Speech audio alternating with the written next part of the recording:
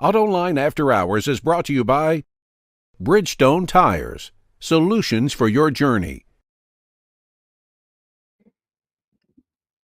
All right, Gary. John, welcome back. Time to do a show. Yeah, I am back. I just spent the last 2 weeks in Ireland, and it was pretty cool. We traveled around the country because I wanted to go to the places where my grandparents had been born and grown up in both Northern Ireland and regular Ireland, I guess you could call it.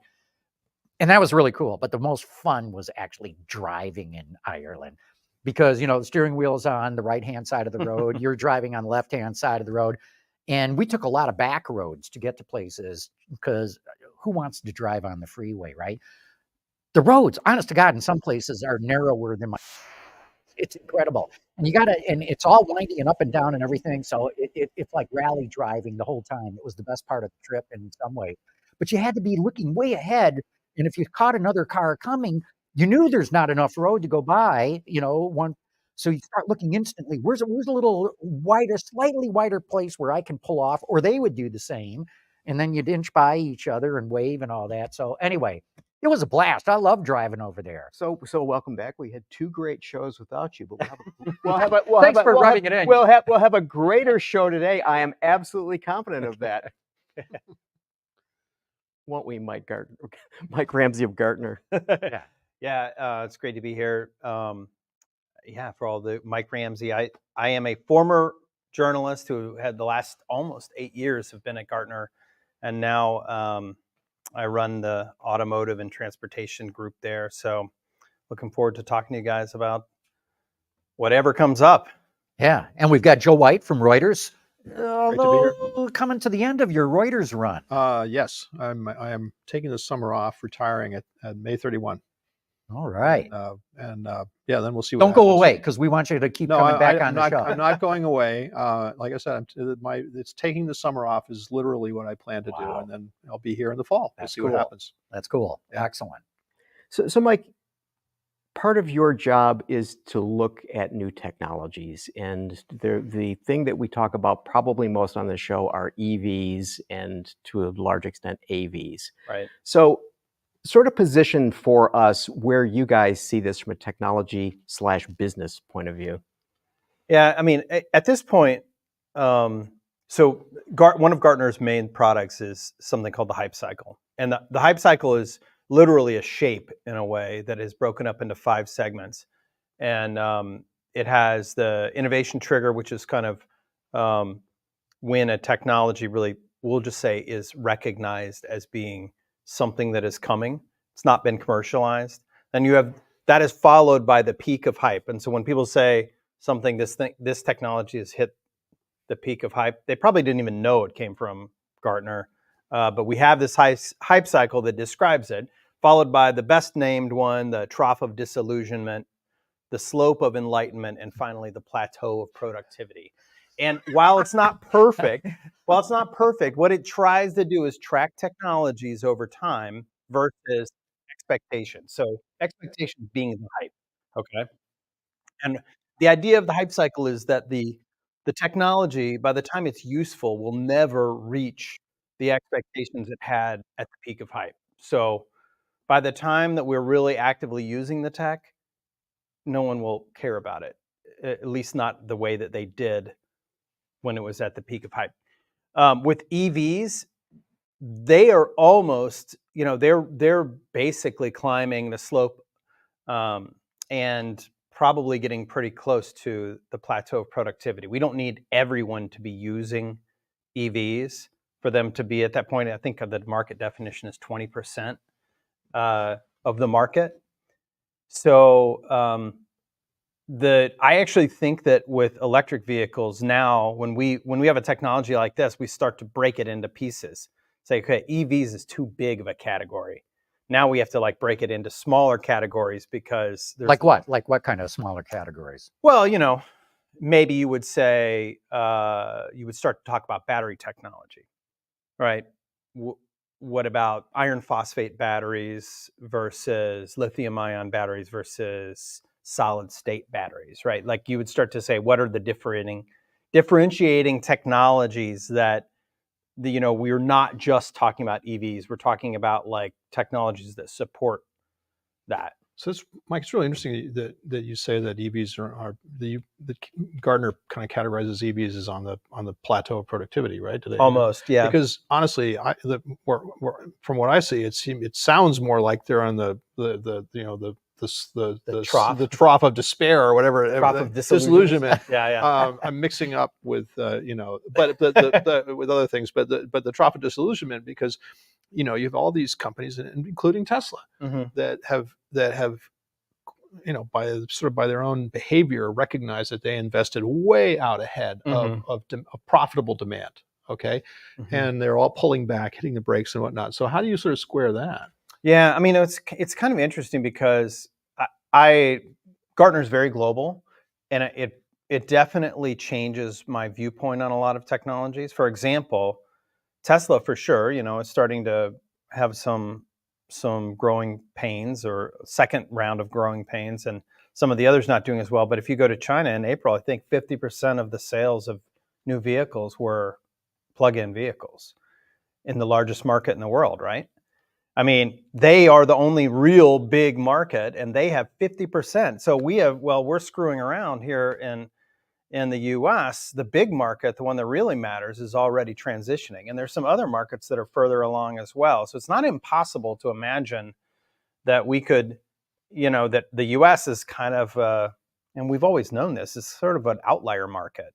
Land that time forgot. Yeah, we're an outlier market, and we're becoming more outlier-y. Right? Like we're becoming less like the rest of the world. We're exceptional. Yes. I mean, it's a profitable market, but it's like it's not what the rest of the world is. Except for one thing, going back to China for a second, based on what I've read, there's only 3 Chinese companies selling EVs that are profitable. BYD, Tesla, and Li Auto. And Li Auto is EREVs. They're not even pure battery electrics.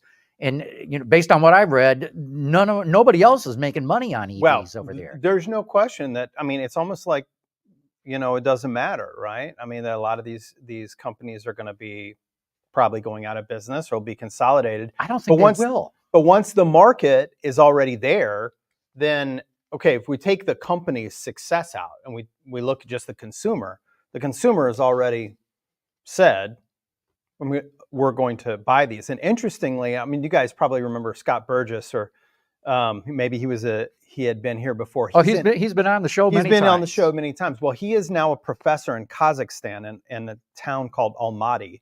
And he said that Chinese-made EVs are everywhere in Almaty in Kazakhstan. They're absolutely a huge percentage of the vehicles on the road. So sometimes I think in the US, we can get very... a little bit myopic about what is going on in the rest of the world with EVs. So that, to answer your question, I think that it is true that there's probably overgrowth, overinvestment, and there'll be some consolidation. But I still think that we're probably past the point of our EV is going to work out. I mean, they're going to work out probably. So you're looking at it from the point of view of the technology has proven itself, and the technology is being applied, and the technology can be applied more extensively than it is now. Right. But then from a market point of view, whether or not there's big acceptance, that's not necessarily germane to the technology's agreed level of... I mean, the hype cycle is designed to look mostly at the technology and penetration, not so much about individual companies and how well they're doing, and what guessing this market, especially from consolidation, is a tough one to guess. I think that, like, for example, AVs, the big consolidation that had happened with all the vendors that came up with autonomous vehicle solutions happened 2 years later than I expected. I think they just got so much money that they could just survive a lot longer than I anticipated.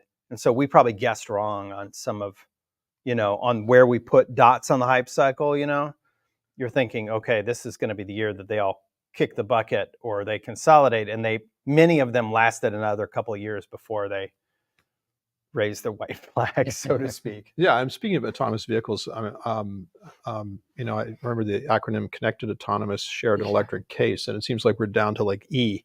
and at best, I mean, I've shared, Uber and made some Didi money. are legit, but But autonomous, where is that? Because it seems like there's been, Yeah. and again, nothing but bad news, especially if you live in this United States, about autonomous vehicles. I mean, they're under investigation by the feds, on and on. Yeah. So, what's the Gartner take on autonomous at this point? Well, so it's interesting because again, one of the rules about the hype cycle is a dot on the hype cycle can't move backwards. There's a lot of reasons behind this, but the hype cycle itself is not one thing. We publish like 80 hype cycles, and the technologies on the hype cycles are independent of the hype cycle. Okay, so they can appear on multiple hype cycles. You might have one edge AI. There's like an edge AI hype cycle. Well, edge AI could be everything from a doctor's tool that does analysis to a autonomous vehicle, right? So as a result, because of that, and dots can't move backwards, they're independent of the actual hype cycle. Where AVs are is basically at the bottom of the trough of disillusionment, at the very bottom, and actually inching towards the slope. So they've hit the bottom and are going up according to our measurement very slowly. We still have them at 10 years to the plateau. So from where they're at now to the plateau is 5 to 10 years. That means... Does that vary by region, though? For example, I keep reading all the time of more AV robo-taxis operating in China. Yeah, I would love for that to be regional. It's really a global thing. But the truth is that all of the technologies fall under this, but there are examples where it might be further ahead or not as far ahead. And in general, what I would say about AVs is that the business elements of autonomous vehicles for sure are suffering right now, right? It's like blood on the streets, and there you see, motionals cutting people. We don't know what's going to happen with Cruise after its problems. I think Zoox just recently got in trouble, and so Waymo's just under investigation. Waymo, it's like one bad thing after the other. That said, the quality of the capabilities for AVs continues to move forward. The cost of the sensors continues to come down. The cost of the computers that drive these autonomous vehicles are going way down. Not just the cost and power, or compute power, but also the literal power, like consumption. So that's with these computers, they need to draw less energy. They need to do more compute capability and in a smaller size to really actually be able to support a commercial product, right? All that has happened. The vehicles are getting better. So it looks terrible, but from an engineering perspective, we are further along than we were 5 years ago. I have always personally had a lot of problems with the Robotaxi business model and never bought, even for a minute. Now, this was just me. I never bought for a minute the idea behind robocabs making financial sense, because ultimately you automate things, and Joe's probably heard me talk about this before. You automate things that are dangerous, okay, expensive. Those are the two highest need for automation. Then you go down the list of, it has a very strong business case in an area where you face less regulation, and then most importantly, where there's low complexity. If you look at automation of anything, essentially, that's what gets automated.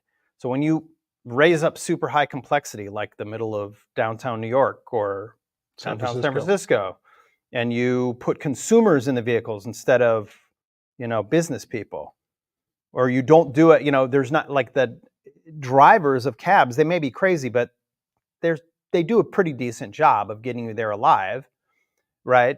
And they're not that expensive, relatively speaking. We're not talking about $200,000 drivers of coal mining trucks in Western Australia. Okay, so you're saying those are things that could be automated because they have these issues and they're not involving lots of people in complex areas, or like Deere's making big play in terms of AI Sure. to till the fields because, what's it going to run into? Super low Scarecrow? complexity. Right. The worst case scenario is they plow over a groundhog, right? I mean, Yeah. by the way, they've got all kinds of sensors to avoid, groundhogs maybe not, but deer and stuff like that. Anyway. So that's where you see it having more immediately applicable. And actually, this is something we've talked about. We talk to clients a lot about. They get frustrated. The robo-taxi, is it all a bust? And you say, well, interestingly, if you look around, there have been some interesting things that have evolved over the past 10 years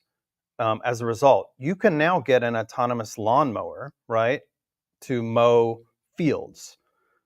Can you envision 10 years ago anyone being able to afford building or deploying an autonomous lawnmower? Well, now they're available. Maybe not widespread, but it is a thing that exists. And, you can buy an $800 DJI drone that is autonomous. I mean, it is basically an autonomous vehicle. Now, you're not going to put a person on it, but if you ask it to go fly around some buildings and take pictures and come back, it'll do it. Those are all technologies essentially that have been developed from the vision systems that, were designed for autonomous vehicle applications. So in your trough of disillusionment, it seems that if the technology is developed and there are players that are involved, but they're not doing so well, they may drop out, but the development will continue by companies that are more robust in this area. So do you see companies like Waymo and Cruise and Zoox and Didi, continuing on the path using the technology, or do you see even further fallout there? Yeah, I expect there'll be more consolidation. I always look at it like this, like what, in addition to the RoboCab, conundrum, I'll call it, like there's no business market for RoboCabs in my view, not much. Why do you say that? Because cab drivers are not that expensive. Let's go back to the China example. Especially in China, but that's probably what you're going to say. So Sorry, go ahead. No, exactly. If you are a Westerner, especially in China, but also really just a Chinese businessman, you probably have a driver, right? Who does lots of things for you besides move the car around. Right? But get this, do that. Would you rather have an autonomous vehicle or your own personal driver who is basically an autonomous? I'm questioning only because the companies that run cab services or Lyft or Uber are dying to get the driver out of there. They think they're going to be able to make a whole lot more money once they get the driver out. So we have that was true when Travis Kalanick said that when they were losing money hand over fist and they were in a blood sport with with Lyft and others to try to both recruit drivers and build up their market share. You don't hear the CEO of Uber talking about it at all now, right? Well, because there's lots of reasons. One, they've raised the price significantly for rides. They're not subsidizing rides anymore, and mysteriously, Uber is profitable as a result. They are. I don't think that there is actually as much demand for an autonomous RoboCab as people would think. I do think that there's a demand for an autonomous personal vehicle that drives me to Traverse City, while I play video games. People, clearly, they're buying Tesla Autopilot. Although it doesn't actually do what you just said. But they want it to do that. But the interesting point is, just to follow up, to pick up on the point about Uber, it's a really interesting point. And it does seem like one of the things that Uber did was they said, look, how can we take these drivers and have them do more valuable things like delivery, right? Right. Which is really hard for a robo-taxi to do. So, a robo-taxi cannot put a package of food or a package or whatever on the porch. It can't do that. But, I haven't looked at Uber's financials super closely, but my understanding is a lot of the transition to profitability has been because they have started to, you have these folks who are in the cars do more stuff, deliver stuff, do other stuff that's more value added, better revenue, hence more profit. So Uber Eats versus Uber Eats versus just driving a cab from. I think that's part of what they've done. Plus, also, right. The new CEO, has done a lot of things like impose discipline on costs. But The autonomous vehicle. I just want to comment. The autonomous vehicle thing. It does seem like it's kind of hit a pivotal point. And again, in the United States, I think, John, your point about China is right. I think it's a different universe there, also I think a different regulatory universe. But in the United States, it really does feel like, the sort of the thing that maybe the technologists didn't factor in was the extent to which a lot of people in the public, not all, and regulators were going to start to say, hold on, cotton pick a minute. We're not comfortable with that the technology that's being put on the road is up to a level of safety that we're going to accept. And if you put the dots together, all the major AV RoboCab companies are now under investigation by NHTSA, Biden administration. There's definitely something up there, but that seems to have been a problem because I think you mentioned we automate things that are low regulation. Yep. Well, this space is not low regulation anymore. Not the same way it was maybe at the beginning. Oh, no doubt. In fact, I think that there has been I don't know what the status of this legislation is at this point, but for literally two presidents worth of time, there have been bills floating around at the federal level trying to put rules around autonomous vehicles that have never made it anywhere. Seemingly no one's that opposed, which is kind of amazing. Like nobody really has been opposed. There have been some pushback from trucking organizations, but generally speaking, not trucking organizations, trucking unions. The Teamsters have come out. The trucking industry is looking forward to it. Yeah, but I think the Teamsters actually have had a lot of influence on this because Donald Trump and Joe Biden share a very few things in common. One of them, right, is the desire for union votes. So just throw that in there. So, I mean, okay, do you see the commercial application of AVs? Aurora just came out last week talking about how well it's doing it. And I thought it was interesting they had a pie chart which broke down the costs of a mile. And basically, in the case of trucking, the driver is a pretty good piece of that that dollar. Do you see it playing out there better than wending its way through downtown Detroit? Trucking has always made way more sense. Now, it still has big problems, okay?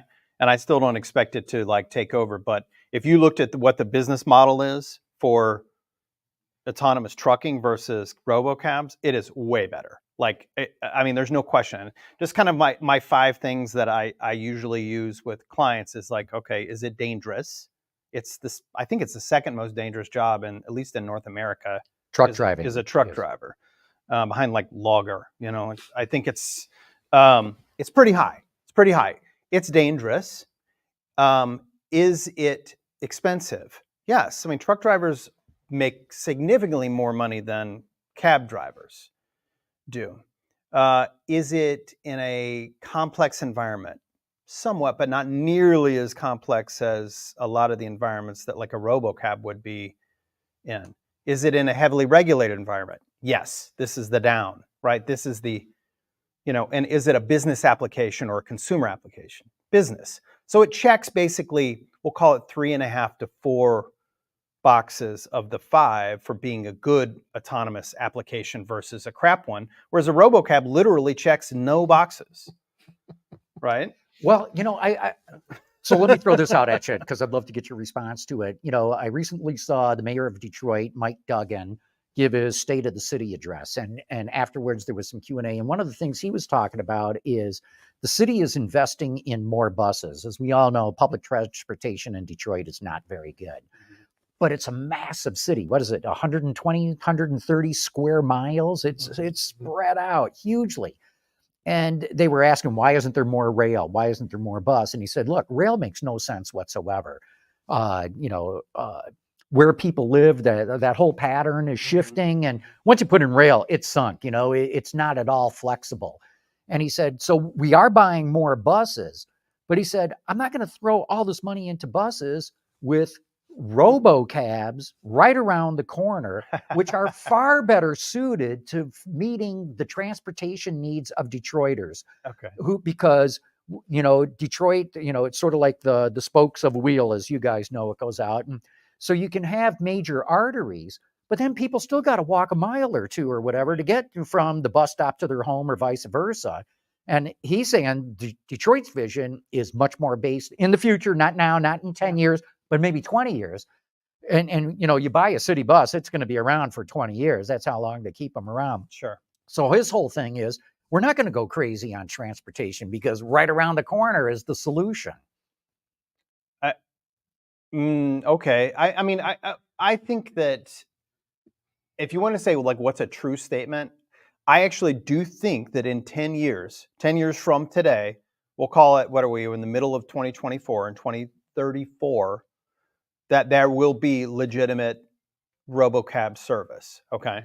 How widespread that will be, I don't know. But I think that it's, given how the speed with which the technology has evolved so far, that will be something that could exist. Now, does it make sense in terms of replacing a bus system?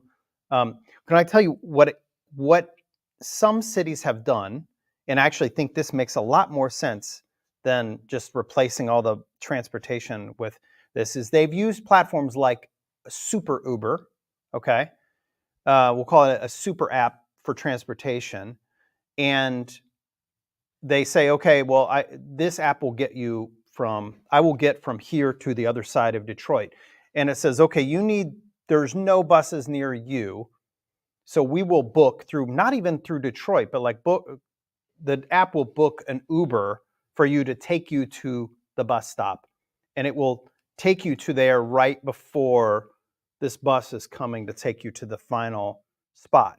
Now that, in the context of an autonomous vehicle, in the context of a major city, that has promise, right? Like you can't put 100,000 or even, let's call it 10,000 autonomous cabs running around Detroit to ferry everyone around. That's not going to work. It will never happen. But if you have an app that can coordinate, you know, the city services, right, with a handful, maybe 20 cars that are going and picking up people who are in an island where they're not close to a bus stop or they don't have confidence how to get there, and pull them to where they need to go, that can work. That actually works right now. If you go to Berlin, there's an app called Jelby that effectively does this today. Yeah. Okay. Yeah. You know, Multiple modes of transportation through one app. Yeah, all in one. all in one app, and different providers. It's not all like city services. But it's coordinated through a central app, and presumably payment is handled and all that stuff. But is this like Uber Black versus regular Uber, meaning that it's expensive comparatively speaking?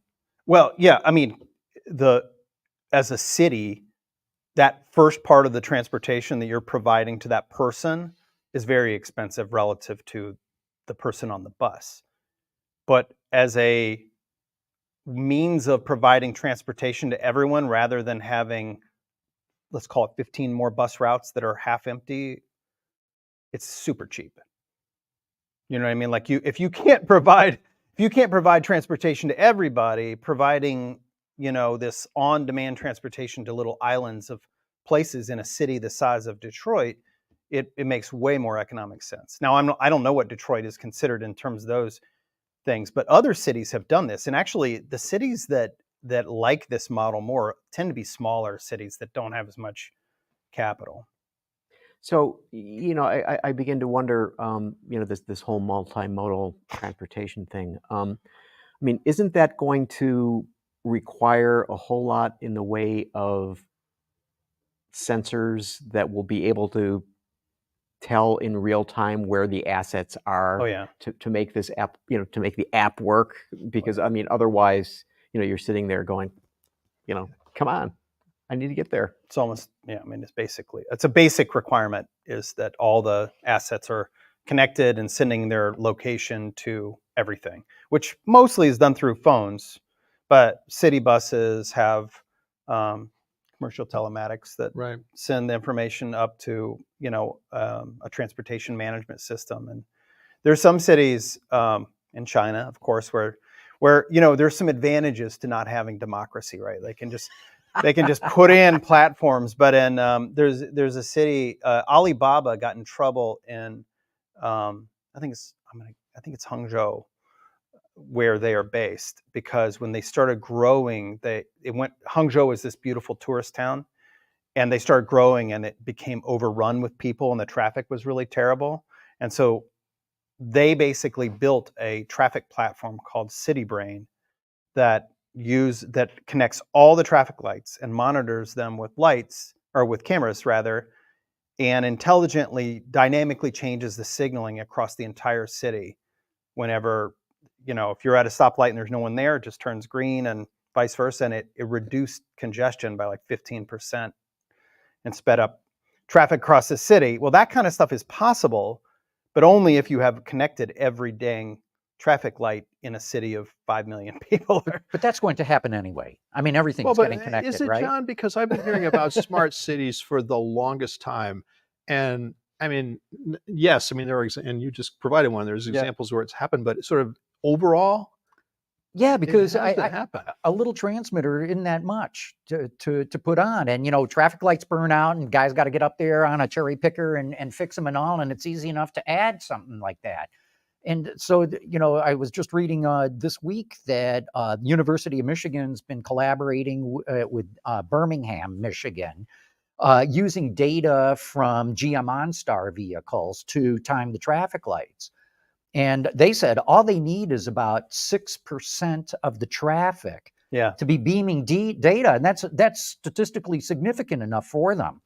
So, you don't have to have every single vehicle connected, but you do have to have the ability to individually time lights. Right.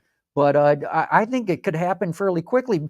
Most lights around today, at least in this area, have got cameras and sensors. True. And yet, I mean, when I drove here, there was a traffic jam 5 miles long, because they've closed down an intersection. I mean, it seems like that. Anyway, this maybe is off topic, but it seems like on the one, maybe it is on topic. The promise of data, software, connected systems, never seems to get realized in the real world. And it's always something. There's not enough public investment. It turns out it's unprofitable. I mean, the 5 things that you listed, Mike, I think that's the thing that, and as someone who's written about this stuff a lot, I mean, I've got my own hype cycle problem where I, vigorously and passionately write, the revolution will be televised. Here it comes. It's autonomous vehicles, it's electric vehicles, it's software defined vehicles. Yeah. And then you're like, wait a minute, well, like 2 years ago, this was all supposed to happen and it hasn't. What's going on? And I do think that there is that problem. No, there is. And I think delivery. that comes, full circle in this discussion with the hype cycle. It goes through a definite pattern. And then in the investor community, and the investor community, I think they pay a lot of attention to what Gartner has to say about stuff like this, because you can already see the investor community is done with autonomous and electric vehicles, right? Well, maybe not totally with electric vehicles, but they're like, they're chasing AI, right? It's AI, and that's all they want to talk about. It's all we want. Okay, but doesn't AI lend itself to AVs? Oh yeah, of course. I mean, so they win either way. Well, I mean, just to be clear, the current hot obsession in AI is a subsegment of AI called generative AI, which is really widely misunderstood, but effectively it is what's driving all the investment. So large language models. The large language models. Although interestingly, for those of us in the auto industry around it, the auto industry has been one of the oldest users of generative AI in engineering platforms, probably longer than anybody outside of some aerospace. Really? Yeah. We got to take a quick break, but just finish that thought. Where have they used it? How? There are models. There are a lot of vendors that basically you give design parameters, and you say, "Hey, can you design me a cylinder head?" Oh yes. Right. With these parameters, and it'll come up with some crazy cylinder head you could never make in a plant, right? But it would be very efficient. Right. No, I've seen that used for body structures. Yeah. And they don't look like any of today's body structures. They look very organic, as if they've grown. Exactly. And so it's like the stuff Altair is doing. Yeah, exactly. Exactly. Altair, they were one of the earliest makers of generative engineering models for that, and they use like a bone growth algorithm or something that is the basis of their engineering platform. Mm-hmm. Okay, we got to take a quick break. Shout out to our fantastic sponsor, Bridgestone. We'll be back to talk more about the automotive industry. When the elements are working against you, being confident in your grip on the road is what really matters. Bridgestone Alenza tires, improved acceleration in wet conditions. Like all the investment that Ford and others were doing. Okay, we're back. Right. So what else is on your list there, Gary? We were talking about? about China before, and I don't want to let this go, and I want your opinions on this, the tariff situation. Yeah. That Back to the 80s. That 80s show. 100%. What do you think, Joe? Yeah. So, I mean, joking aside, it does feel like the 1980s, and I know there's lots of reasons why that's probably not. And when you say the 1980s, you mean all the tariffs and stuff against the Japanese at the time? Right. So at the Ronald Reagan of all people, had the voluntary import quotas or export quotas to limit the shipments of Japanese vehicles from Japan, which were then the hair on fire threat. And we're a real threat, right? Just as the Chinese EVs are now, and so Detroit and Washington signed on for big tariffs. Let's keep them out. Protect the hometown industry, protect the home team jobs. Of course, viewers will know that what happened next was the Japanese said, "Fine, we'll build factories inside the United States or inside what became the NAFTA, now USMCA trade zone. We'll build our supply chain. We'll bring them along with us." Yeah. And okay, fast forward, and I just wrote about something about this past week. Here's Toyota Georgetown, one of the largest auto assembly plants anywhere in the world, certainly one of the largest in the Toyota system, largest in North America, banging out Toyota Camrys. They just launched their 9th generation Toyota Camry. They started in 1988. Meanwhile, GM is killing its Camry fighter, the Malibu, just broomed it and getting rid of it because it's just not really doing anything for them. It's the third best-selling Chevy. Fine, okay, fine, but if it was doing so great, they wouldn't have killed it. They killed it. So point being, and of course, there's all sorts of South Korean and European and Japanese run factories in the United States. So the protection didn't last. I mean, it maybe bought. I'm not even sure it bought half a product cycle for the United States, and now you have the same thing going on with the Chinese automakers. And yes, there's lots of reasons why the circumstances are not exactly the same. I get that. But here's BYD announcing this past week, yes, we're going to build a plant in Mexico, which is within the USMCA, North American Free Trade Zone. And what are they going to build there? Why, they're going to build a hybrid pickup truck. And oh, heavens no, we have no intention of bringing this to the United States. Fine. Okay, fine. That's true until it's not. And I think, and by the way, I'm now channeling views that I've heard from people who are smarter about the industry than I am, people who make decisions in the industry who know perfectly well that the United States and the European automakers in Europe, where there's also talk of tariffs, are going to get maybe a product cycle of relief. I'm not even sure the Europeans get that because the Chinese are already there. They're already there. They're building factories. So anyway, it just feels like there's, especially in the United States, there's this like, oh yeah, fine, we'll have 100% tariff on these Chinese EVs. We'll keep them out and everything will be fine. Unless they start coming in through Vietnam and Mexico, Vietnam, Europe, right? Because these, they're going to have the Chinese are going to have factories in the European Union anyway. So there's a new wrinkle on it. Just picking up. So Gina Raimondo, the U.S. Commerce Secretary, is launching an investigation on national security grounds as to the threat that Chinese connected cars could pose. And I think this is actually a very clever protectionist move because, if you just do a straight tariff, China can go to the World Trade Organization, which is richly ironic that they would complain about trade practices of other countries. Nonetheless, they can go to the WTO. My guess is the U.S. would choose to ignore it, but that sort of goes against everything that we built up over since the end of the Second World War of free trade all around the world. But if you say, no, what's your point? But this is on national security grounds. We have to ban these cars because they could be beaming back info to China. But now, Mike, I want to ask you a question because this is actually, John, you're making a great point. Isn't a lot of the technology, the sensors and so on, and the electronics that enable connected vehicles, isn't a lot of that, no matter what brand you're talking about, sourced in China. I mean, a great deal. I mean, tons of electronics are sourced there, and it gets challenging, especially when you go down further into the supply chain, right? Like when the base materials, it's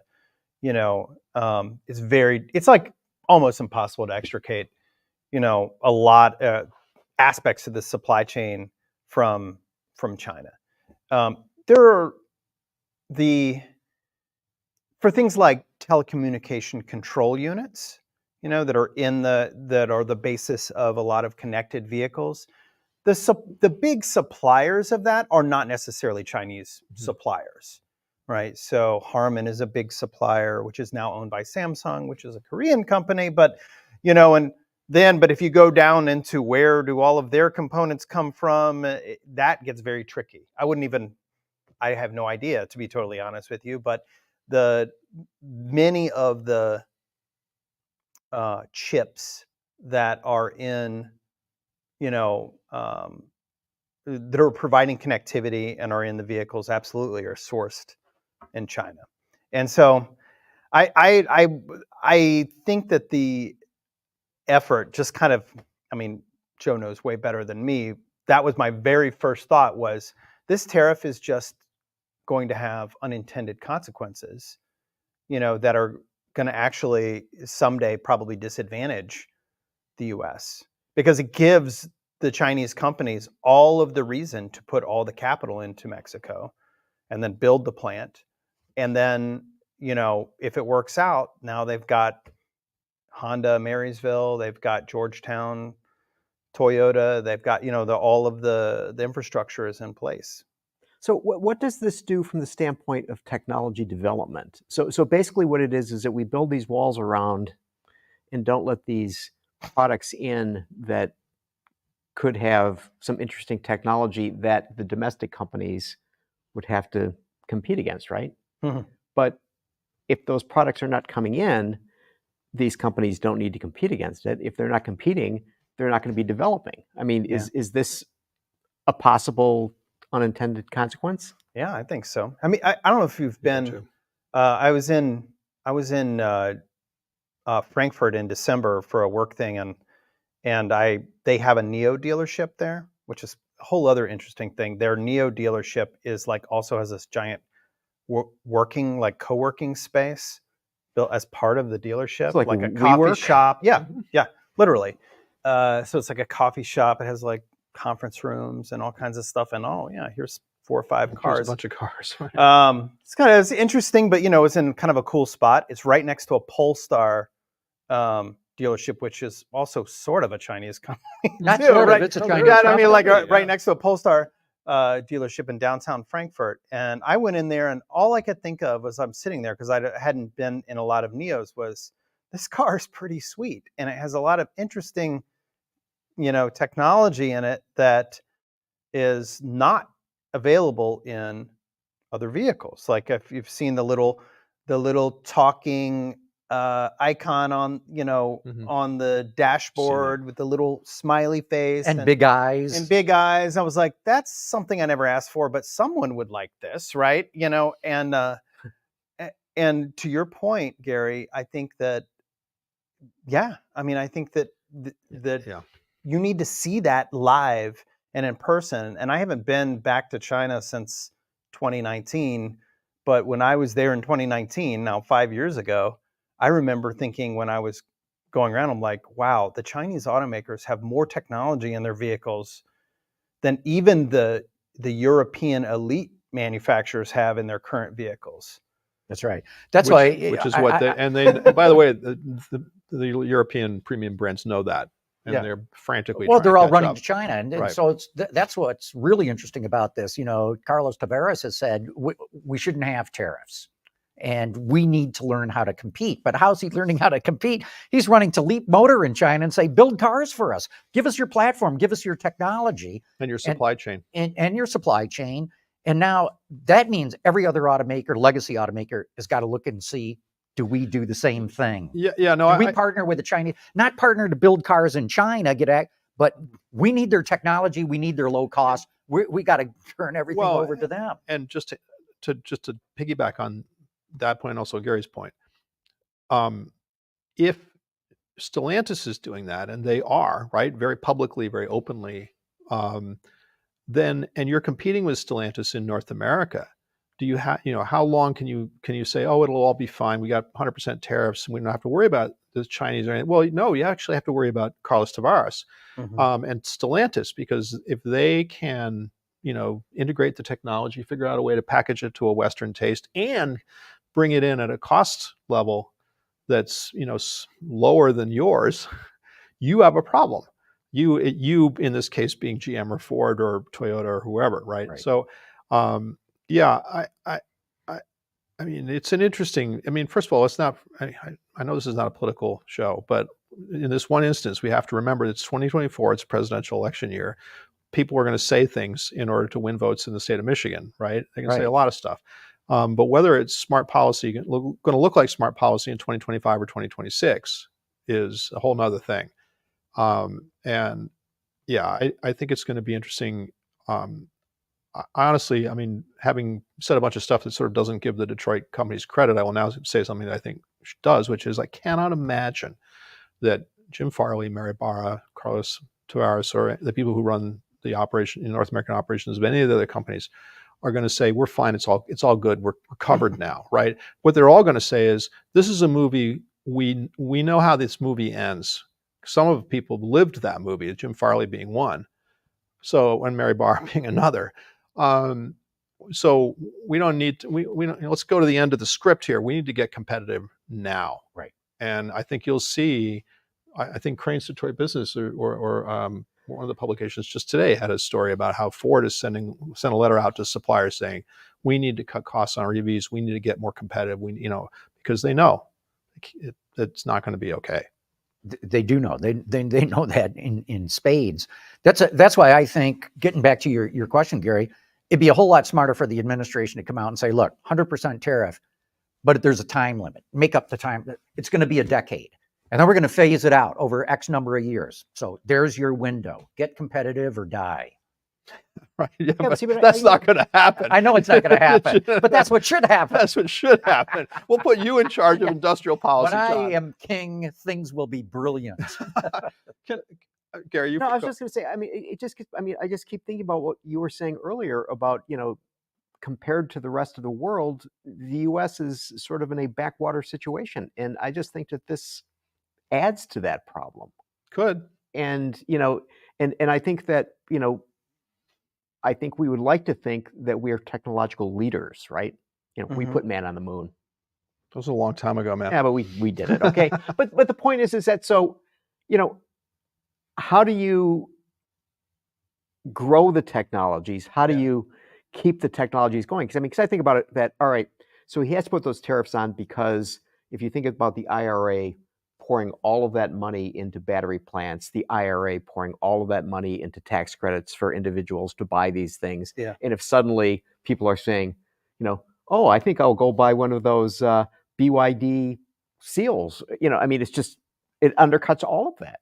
So on the one hand, it's understandable, but on the other, ultimately, what does it do? Yeah, well, I mean, I have two thoughts on this. Like one on like technology innovation.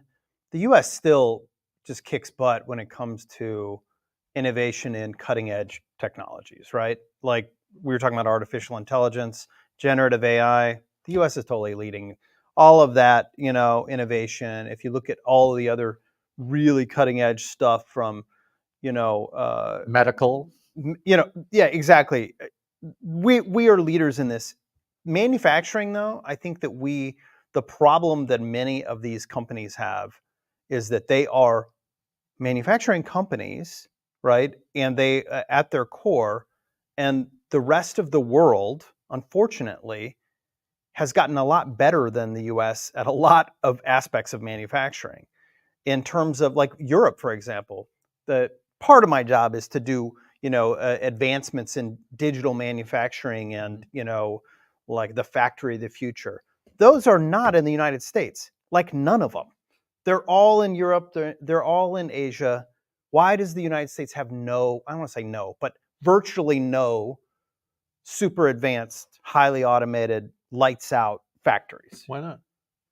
I don't know. Okay. I don't know the answer to that question. Well, there's lots of different reasons, but one of the reasons is that we have kind of leaned heavily into, highly profitable manufacturing that is based on, large format auto plants and things like that, and the rest of the manufacturing, stuff has been Manufacturing's built not everywhere else. not been a priority in the United States for many decades, most of my Exactly. lifetime.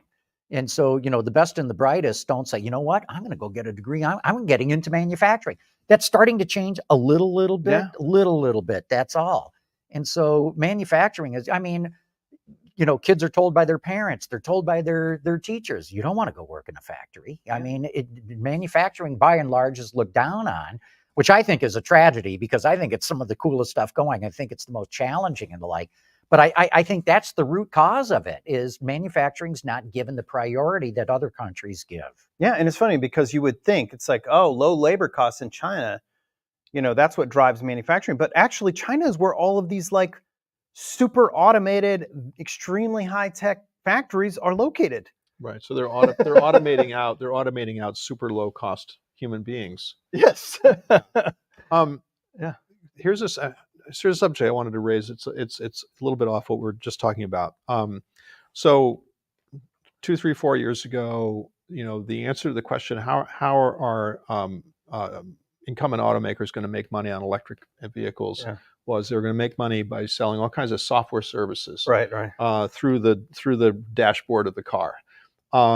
And we've talked a little bit about this, but I kind of want to get your take on this. What's happened to all of that? Yeah. Because it doesn't seem like very much of that has materialized to a significant degree.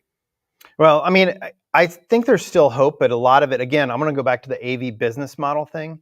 One problem straight off the bat is the automakers have to understand pricing, which is that if you are going to make me pay in dribs and drabs for things, you have to lower the price of the vehicle, right?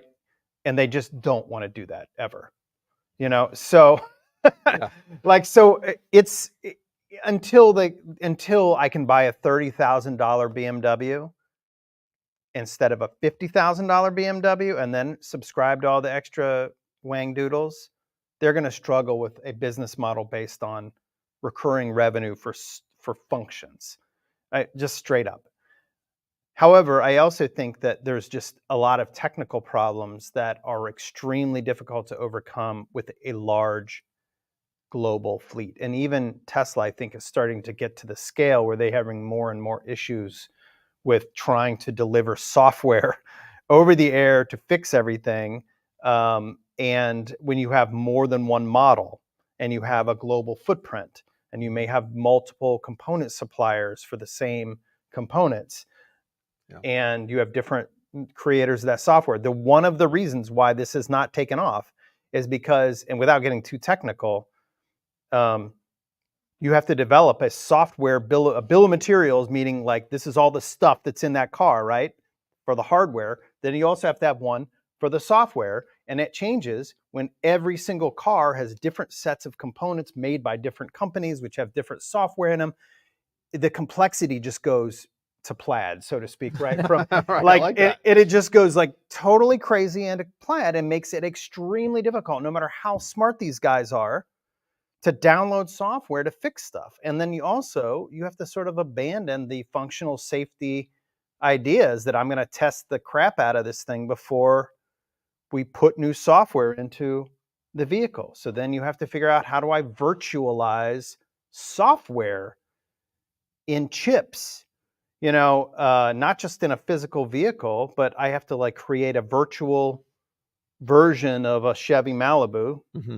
God rest its soul, I guess, going forward, and then like test how all the new software would be running, before I download it into the vehicle. It just gets extremely complex. So the business model is a problem. Mm-hmm. They're still trying to figure out what can I sell, that will make this work. But I also think the technical problem of having the electrical architecture right and the development processes, the testing processes, and then the organization. You've seen all the companies try to figure out, how do I do this exactly? I have a bunch of mechanical engineers and a development process based on testing. And now I've got to have a big software group. And who runs them? Is it engineering? Is it IT? Who the heck runs? Hence all the company hiring people from Silicon Valley. Exactly. It's It's why Apple is like getting cleaned out, because they're like, oh God, Apple does this. We should hire all their people. I know who does over-the-air upgrades.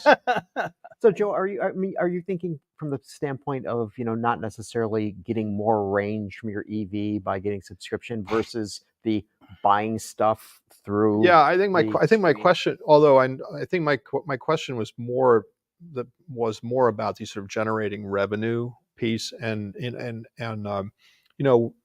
Ford Pro does seem to be having success. So you can see their margins are a lot bigger.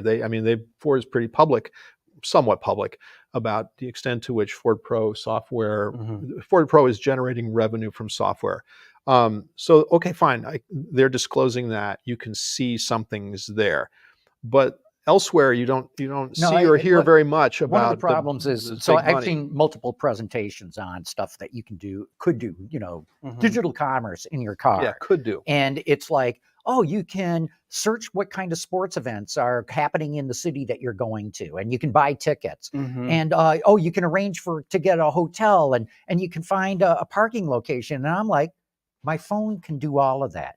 I'm already paying for my phone. You think I'm going to pay some stupid car company extra money to do what my phone can do? No way. Well, and then they've tried other things, the classic example, BMW with the heated seats. Well, people have an idea. I bought this car and it should do these things, and I'm not going to pay you another dime to have my car do what it should do anyway. So the challenge, as I see it, to your question, Joe, for the industry is, how can we get people to pay for things that only their car can do? And right now, the only thing that I see that's working is Super Cruise and Blue Cruise and full self-driving. Yeah, I'll pay a monthly fee to take my hands off the wheel and let the car drive, because my phone can't do that. Well, and there's some psychology there, but I think some of it is because we sort of understand that full self-driving or whatever is a supported product, meaning it's not like you can't just download it. It has to have a direct connection to some platform that's adding new content and making sure that it works correctly. So the concept of subscribing to it through some sort of digital connection, I think it makes a little bit of sense. I've talked about this before. I can't remember, Joe, if we've ever talked about it, but if you look at Tesla, they usually get called out as look, they're doing it. But if you look at what they actually do, they actually don't do what most of the other companies are doing. First of all, the connectivity is free to the car for 8 years. You get it, you're not paying extra for that. You just get over-the-air updates and software updates, and almost all of those are free. You don't pay for any of their upgrades and new widgets and stuff. That's just part of the deal. What do you pay for? Well, if you want all the neat features like car karaoke and blah, blah, blah, all the other stuff, that is a incredibly damaging $10 a month, or even less if you buy the whole year in advance, and then you get all the features. That's it. So there's the free, and then there's $10 a month. Guess what? They have 70 or 80% penetration rate on that. Because it's so affordable. It's cheap. But it's not. Yeah, it's not. Basically, it's just the same as a Spotify subscription. Exactly. It's sort of like that. To your point, the smartphone stuff caps. I agree with you 100%. It's caps what the car companies can charge for that, and full self-driving is an exception to that, right? They charge $12,000, right. But even that, right, is they're being forced now to cut the price. It's down to $8,000, and as Super Cruise and Blue Cruise get more capable, if they hold the price, which is what, $2,500 or something like that, I think they're going to force Tesla to cut its price even more, or could. But the only place where anyone's making money, to your point, Joe, is in commercial services. Fleet managers who say, oh, you can monitor all my vehicles, their state of charge if they're electric, you can handle all the insurance and the utility and blah, blah. Yeah, I'll pay for that. Predictive maintenance. That industry has done that, and now Ford has packaged it in a way. Exactly. And so that is why Ford is getting this chunk of change. And it goes back to what you were saying earlier about AVs. Commercial applications, yes, but consumer applications, maybe not so much, which then, a contractor will pay Ford Pro, but an individual is unlikely to pay Yeah. Ford Motor. Yeah, no, whatever. right. I mean, even though maybe you can arguably do it, but you're right. I mean, I don't really want to pay for anything that duplicates what's on my smartphone. And in terms of predictive maintenance, which is of value, there's no question about it. I want Ford, or I keep picking on Ford or GM or anybody, any company, Toyota, predictive maintenance should be coming from them as part of the deal. Exactly. Right. If my brakes are call it about the to go digital out, promise. they should tell me. Like, come on. No, the digital Does promise. anybody make it? Does anyone make the digital promise? There are some features like your basic, I think GM OnStar has some basic health monitoring features that you just get with the vehicle. And I mean, but you're right. There is actually a consumer problem with predictive maintenance, which is this. Like let's go to the business section, which is, or if I'm a fleet manager and I get a predictive warning on my trucks, I do it, right? I say, oh, the tires need to be changed on this truck. If it's me and I get a warning that says, Mike, you need to change the tires, I'm like, that's $1,000. Screw that. I'm not. They're just trying to get me to the dealer and Exactly. take my wallet. Right, exactly. which they may not be doing, but that's what you think. Yeah, exactly. That's the problem is people ignore the warnings that they get for a predict. That's why they have not really done well for consumers. Look, like what's the percentage of people that ignore recalls? It's Oh, pretty high. it's It's very like high. 1 out of Too high. 4 or something like that. Just sort of like, whatever. Yeah, I mean, right. The Takata recall being Exhibit A, right, where it's serious business, is not just a nuisance. Yeah, And it could people kill you ignore if it. people It could don't kill you care. if people don't do it. Yeah. Just to kind of say on the digital services, I think I personally think that all of the car companies will eventually do something like they're doing, which is they'll charge for maybe autonomy, right? Supported autonomy. Mhm. And then they will have an app store, like Apple, where if I go in and I want to download some, Michigan wallpaper to my screens in the inside of the vehicle, I can buy that for $50 and everything else will be free. It'll just be part of the deal, kind of like that's what I think is going to end up happening. And Volkswagen actually is kind of moving in that direction. They plan to do an app store with third-party developers who will build applications and you'll be able to download them into your vehicle. I don't know where that stands actually, but I know that they announced it at CES, I think. That they're planning to do that. Yeah. Well, I was sitting in a Silverado EV today, whiling away some time looking at their large screen, and they have the Google Play Store on there. Yeah. Now, the complete Play Store, I don't think is available there, but I mean, it's astonishing. Yeah. The things that you could put. But does GM get that money or does Google get the money? GM doesn't get the money. So that is a Google operating system, not the free one. This is the right. Yeah, and it connects to the Google Play Store, and they don't. GM does not get the money for apps that you buy and download into. There were weird things like parking in Singapore. I mean, it's just That's anyway. Yeah, that's. Yeah. I don't know. Well, hey, look, we're at the top of the hour here. We're going to have to wrap up, but Mike, thanks so much for coming on. Yeah. Joe, great to have you back. Good And to be here. Gary, we'll do it again next week. welcome back. Yeah, and it's great to be back, even though I'm driving on the right-hand side of the road now. You have to keep telling yourself, drive. That's right. AutoLine After Hours is brought to you by Bridgestone Tires, solutions for your journey.